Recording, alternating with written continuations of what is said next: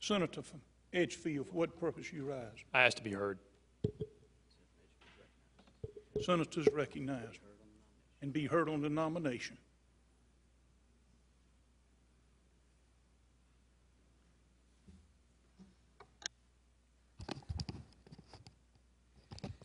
Thank you, Mr. President.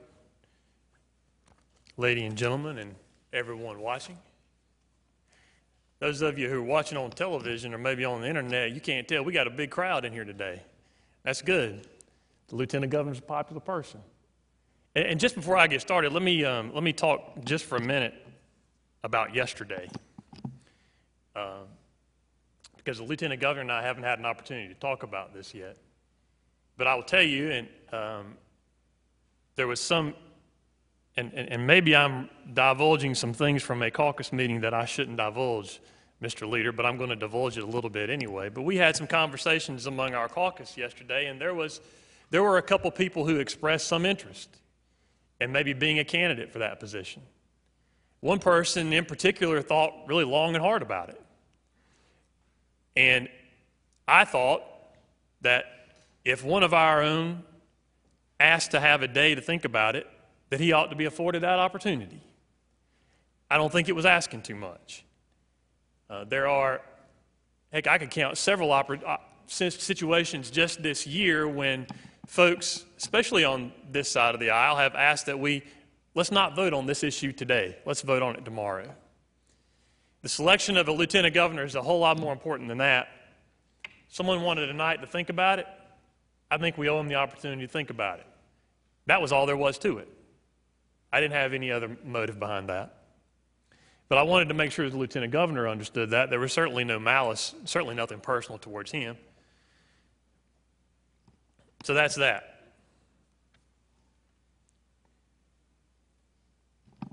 You know, I know a little about the history of the Senate. I don't know nearly as much as what I should. I don't know nearly as much as what some of you know. Because I know obviously there have been some who've been here for many years, longer than I have. And then there are even those who are pretty good historians who have not been here as long. I do know, though, that historically, the President pro tempore has also served as either the chairman of the Senate Finance Committee or as chairman of the Judiciary Committee. Then again, the Senate has historically been very pale in color and overly full of testosterone. Deals were made in secret. Votes were not publicized. Sessions certainly weren't broadcast over the internet or television. And fortunately, in some of those areas, we've made some significant improvements. In the days of yore, those backbenchers, they stayed in their seats and they kept their mouth shut. Those were the good old days, right? But despite that historical precedent for the chairman of the two major committees being president pro tem, I think it's a bad idea. I think it is a really bad idea. It is the consolidation of way too much power in one individual legislator. It's just too much. And though you may not agree with me publicly, privately, nearly everyone in here shares that same belief. The chairman of the Senate Finance Committee controls the checkbook. We all know that. And the many appointments that come with that position. Chairman Leatherman is also chairman of the Joint Bond Review Committee. And these days, heck, they get to sign off on just about everything. He's on the State Transportation Infrastructure Bank. He's on the Budget and Control Board, and he's going to continue to serve on that board until it expires. But then he will continue to serve on the successor, to my dismay. He is the chairman of the Operations and Management Committee. Essentially, y'all, he gets to sign off on all the salaries of all the employees in this body, the staff members. And actually, as we get to talk about in a little bit, even what the members of this body make. Who knows what else that the senator from Florence is actually a part of. Now, I don't criticize any of that stuff. I think that's fair. But I think by almost any definition, the senator from Florence is already clearly the most powerful legislator in the State House. He may very well be the most powerful elected official in the state. And now we're about to add to that the power of the President Pro Tem. Now, the power of the President Pro Tem by itself really isn't all that much. Right? The President Pro Tem by itself, well, you get some, I think the most significant powers there are the appointment powers. You have appointments to all types of boards, commissions, committees. Obviously, you get the conference committee appointments. There are a few Senate rules that the President Pro Tem is able to exercise that other members of the body cannot exercise. For instance, one of us can be up here in the middle of a debate. The President Pro Tem can stand up and move to carry over. He's the only one who has that authority. That's a big power. You combine all those things together, it is way too much power to put in the hands of any one legislator. And again, I say, everyone knows that. Now, the irony of this is, and when I think about it, I kind of chuckle a little bit, that what we're talking about here, who we're talking about, is the primary critic of only having one set of eyes on something. The champion of saying that we have to have multiple sets of eyes because we need somebody looking over the shoulder. And yet what we're about to do is we're about to consolidate all this power into one person. I think it's dangerous. Now, I don't say this because it's Senator Leatherman. I've told Senator Corson that if he were chairman of the Senate Finance Committee, I don't think it would be good for him to be President Pro Tempore. I had the same conversation with Senator Peeler. I said, and the way the conversation went, and forgive me for being so informal, but I said, Harvey, if you were chairman of Senate Finance, I'd really have a hard time with you as President Pro Tem because it's too much power to put in one person. In all candor, I had the same conversation with Senator Martin because I think that the Judiciary Chairman position is a very important position. Now, it is not nearly as powerful as the Senate Finance Chairmanship, but it is a powerful position. As I told Senator Martin, if I had my preference would be that the President Pro Tem not be the Chairman of Judiciary or the Chairman of Finance. Now, if I've got to pick between the two of them, I pick the Chairman of Judiciary, regardless of who the person is, because I think that's way too much power to put in one person.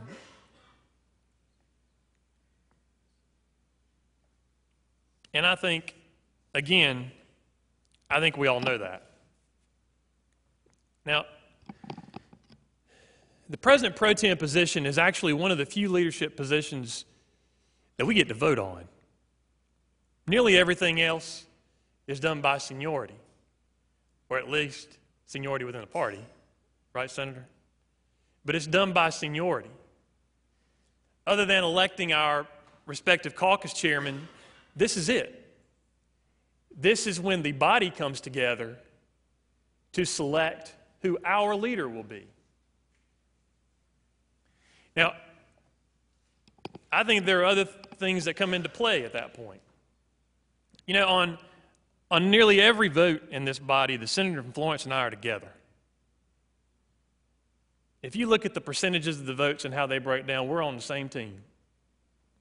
Heck, for that matter, probably 75% of the votes, probably all of us are together, right?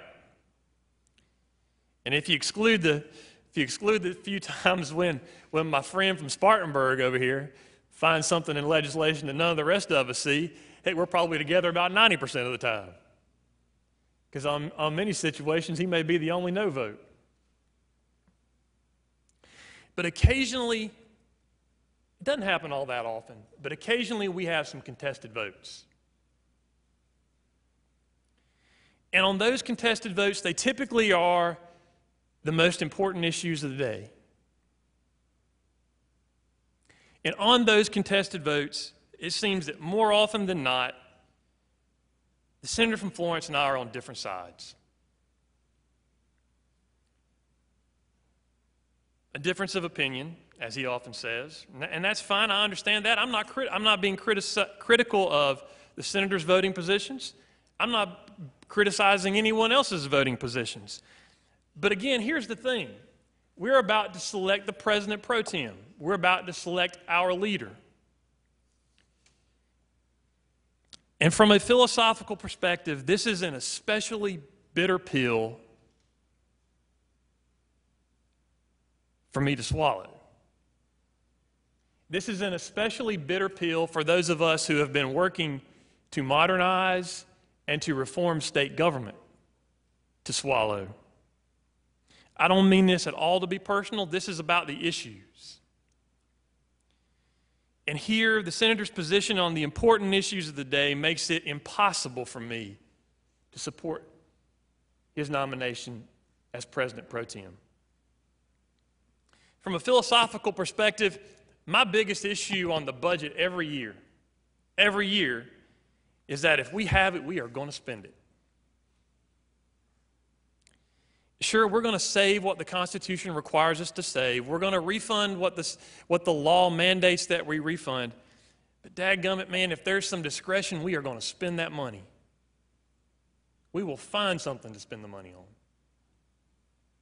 I think that's a poor way to govern. I think it's irresponsible budgeting. And when we've made attempts to rein in that growth, just to slow it down a little bit. The senator from Florence has been the first person to smack us down. Almost nearly as frustrating is the secretive process in which the budgets are made. If you're a subcommittee chairman over there on finance, you've got a little bit of an idea of what's going on in your area. But I don't think anyone really has a good idea of what's in the budget except for the chairman. I think that's dangerous. This isn't some little road naming bill. It's the budget. We ought to have full disclosure and a full and open debate about what's in it. Now, that became especially evident to me just a few years ago. We're here on the floor. The subcommittee chairmen come up to this podium. They make their presentations about the amount of money that they had for their particular subject area and all the great things that people were doing in it and what we wanted to do generally. And then one person stood up and asked a question. And then the snowball came. There were lots of questions that started to be asked. And the response, almost to a man, was a blank stare. Because when you started asking specific questions, not everyone knew the answers. In fact, only one person knew the answers.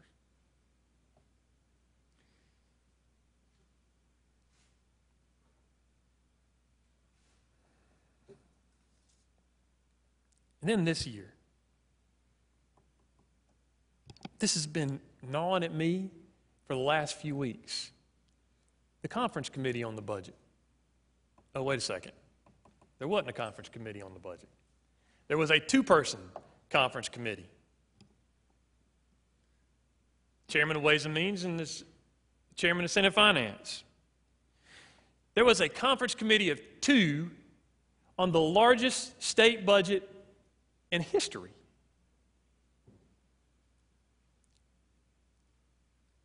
There was no way, y'all, there was no way that more than 2 or 3 people in this body had really any idea what was in that budget when it came back from the House. There's no way. And I submit, unless you've been reading the newspapers, you probably still don't. For the past 3 years or so, I've spent a good bit of time at this podium fussing about deficits and the shadow government that is the Budget Control Board. We had a strong bill a couple of years ago to strike an attack at that monster. The senator from Florence was our main obstacle. Now, I understand he had some well-held positions on that, but he was our main obstacle on that. We got the bill out of committee last year, and we get some kind of maneuvering for the first time to send a judiciary bill to finance. Now, this bill had gone through Judiciary Committee several times before over previous sessions. Not once had there been an attempt to send it to another committee. But the folks on Judiciary did too good of a job on it. We had to have a lot of set eyes looking at it. Now, we got lucky because we had some folks over on finance who were fair, and we had some folks on finance who wanted to do some reforms. And this, of course, is when we really start hearing about the importance of having multiple sets of eyes looking at things, and how terrible it would be if we only had one set of eyes looking at the important functions of government. I have to note that irony again because it is, to me, it keeps coming back to me today. But in any event, we got a bill. We got a good bill. Now, it wasn't as good as it could have been, wasn't as good as it should have been. And that was because of the senator from Florence's objections. If you look at the vote that we had here last year to allow for the superintendent of education to be appointed by the governor, required a 2/3 vote. We came real close. We missed it by only 2 or 3 votes. Everybody in here knows that that was because of the senator from Florence. We had efforts both last year and this one to use some of our very large surpluses. We had a very good budget year last year. We had a very good budget year this year. We had surpluses. We had efforts to try to use some of that money to put it towards what everyone has to recognize are some very real challenges with our roads and bridges in this state. We got a little over $100 million last year out of that, but good grief, the moaning and groaning that came with it. None this year. Now, I want to be perfectly candid. That's certainly not because the senator from Florence doesn't want to fix the roads. To the contrary on that, he's been an outspoken advocate on that issue for years. We just have a fundamental difference, a fundamental philosophical difference about how that should happen. The senator's first look is to a tax increase. For many of us, that is the last option. Now, again, I don't fault him for his position on his votes. I don't fault him for the attempts to maintain the antiquated system of government that's allowed him to accumulate the significant amount of power that he has. I don't fault him for those things. Look, we all get to vote how we feel is best. We all got to represent our districts. I get that. But these votes to me were big-time votes. These really mattered. Now, I do fault him for what I really see as a backdoor exclusive way of making decisions, and I fear that that will continue.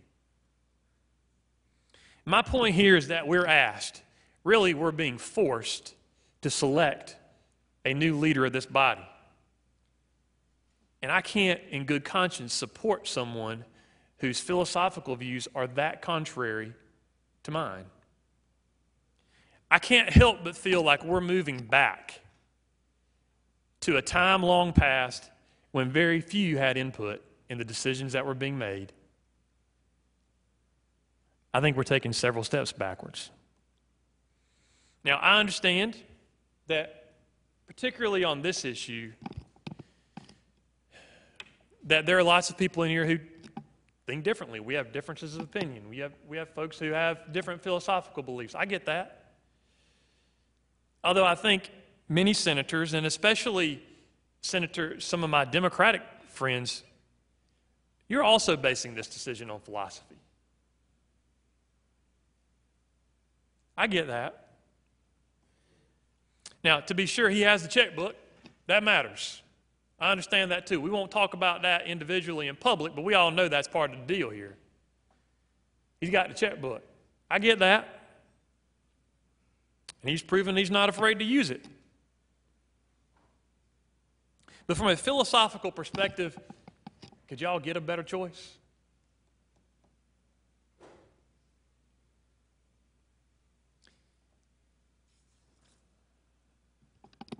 For the life of me, though, regardless of the philosophical differences, I don't understand how anyone can just sit there and allow for the secretive deals to take place that all of us know are happening. Regardless of where you sit, this is the Senate, for crying out loud.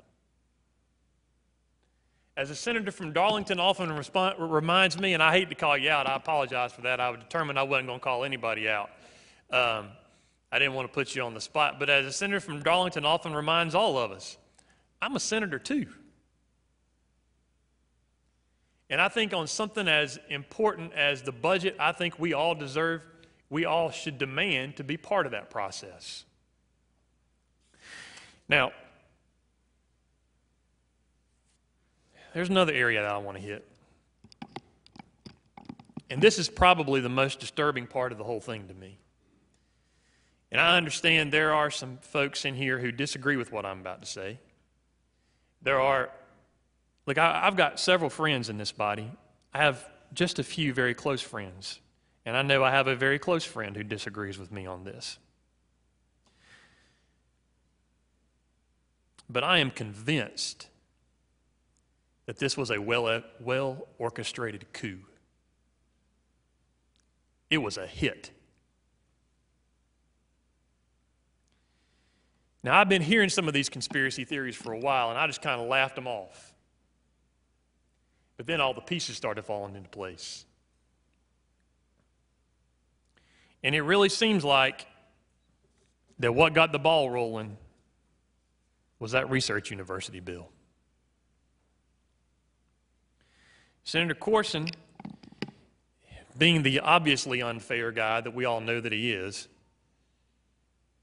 dared to have that House bill go through the normal committee process. And when Corson balked at the request to put that bill in the legislative fast track, I'm convinced the plan was hatched. Now, I don't know where the plan came together. I don't know that it all came together at the same time.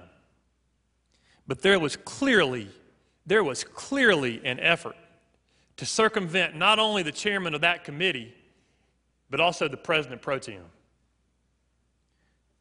Senator Corson said no. We'll show Senator Corson. Without even the decency of mentioning it to the chairman of the committee, the move comes to pull the bill out of committee, to go around him. Now, I understand wanting to make the move. If you've got something, those motions come up occasionally.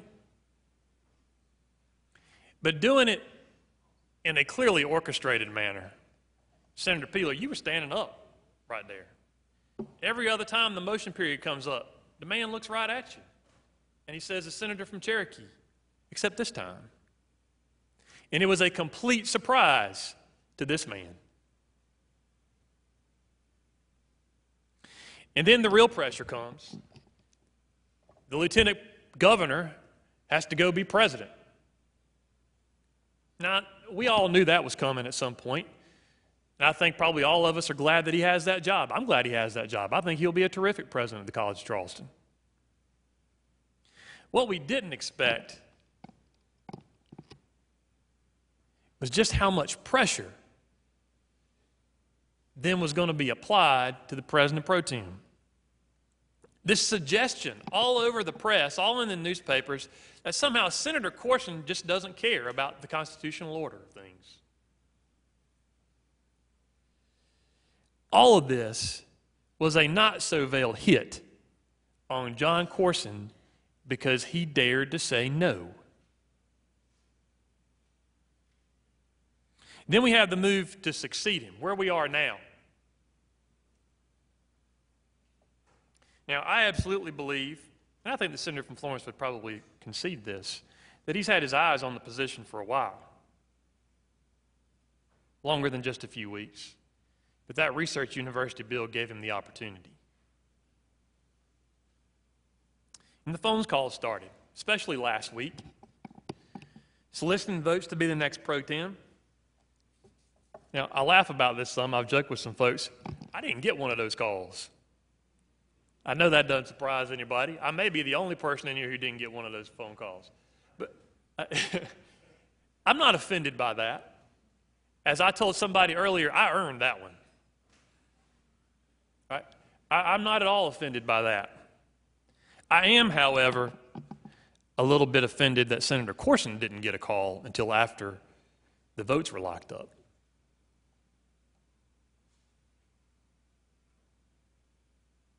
I don't think it's decent. We've heard a lot of talk already today about how great of a body this is, how collegial we are, how we work together, how it's a family. That was indecent.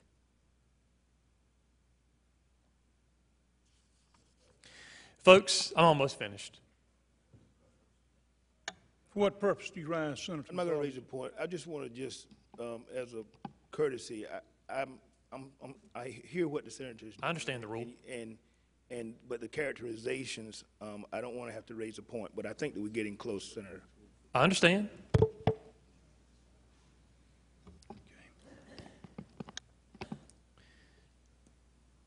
Folks, I am convinced, again, it was a coup. It all started like a funny conspiracy theory. Then we had the drones flying over outside, which kind of made it all kind of funny too. But then everything fell into place.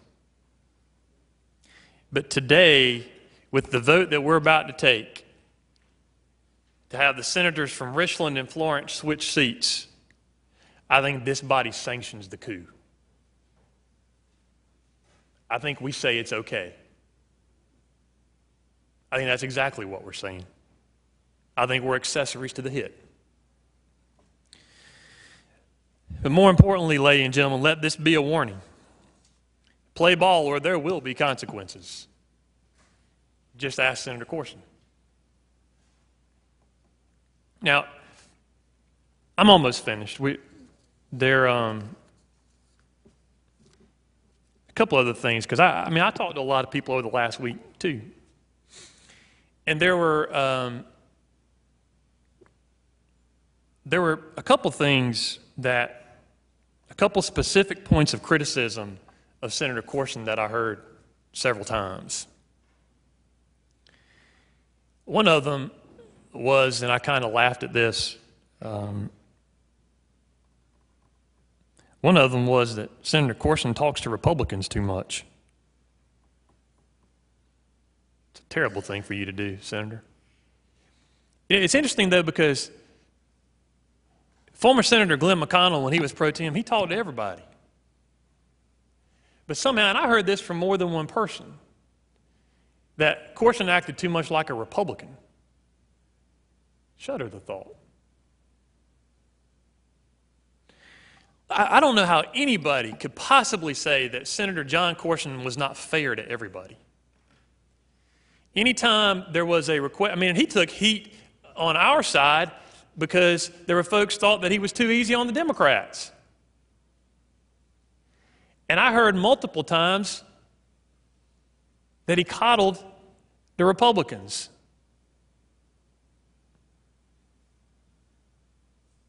Here's what I think is behind that, Senator. And I don't even know whether you heard that criticism, but here's what I think was behind that.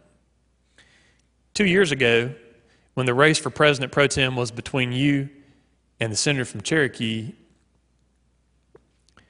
I think that many people thought they were getting somebody they could control. And you didn't prove that. And I think that rubbed people the wrong way. And I think that is the origin of that criticism. Now, here's another one that I've heard. I've heard that there is too much lack of decorum in this body. I've heard there's no leadership. There's no discipline. We got to right that ship.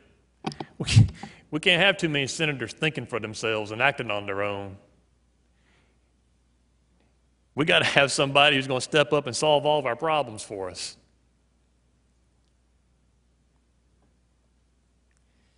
We got to have some strong leadership. If you hear nothing else that I say today, hear this. Let this be a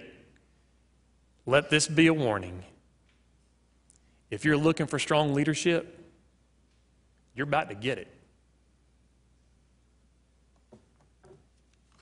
Members of the body, I appreciate you tolerating me for a little while.